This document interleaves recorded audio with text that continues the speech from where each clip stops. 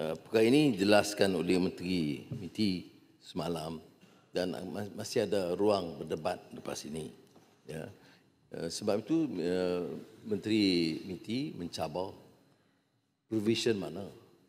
Ini masalah membaca tidak secara menyeluruh. Hari Isnin pagi, Isnin ke Selasa pagi dengan Li Qiang, Premier Li Qiang. Tentunya apa-apa yang dilakukan oleh Amerika itu diteliti line by line oleh negara China.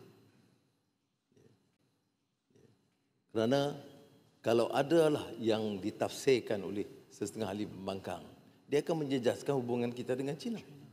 Kalau rare earth kata ini monopoli Amerika, tidak boleh dengan negara China. Benda itu tidak berlaku. Jadi ini kita ni lebih Hamas dari Hamas, lebih China daripada China. Ini masalah kita.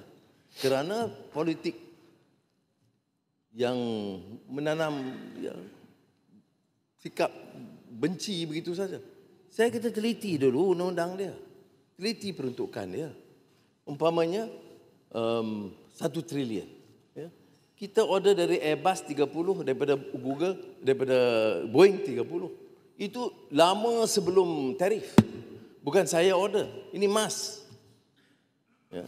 Begitu juga tentang pesanan daripada Google, Microsoft di sini. Dia pesan daripada parts daripada Amerika Syarikat. Ini bukan kerajaan.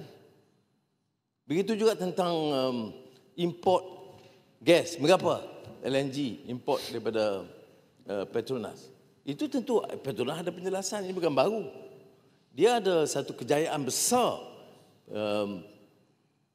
pelaburan cari-gali Petronas di Kanada yang dikutuk dulunya konon kita jual. Itu pun satu penipuan. Tetapi tidak berlaku begitu dan sekarang berhasil. Kehadiran Perdana Menteri Kanada itu di antara lain untuk menyatakan penghargaan kepada Malaysia kerana Petronas berjaya di Kanada.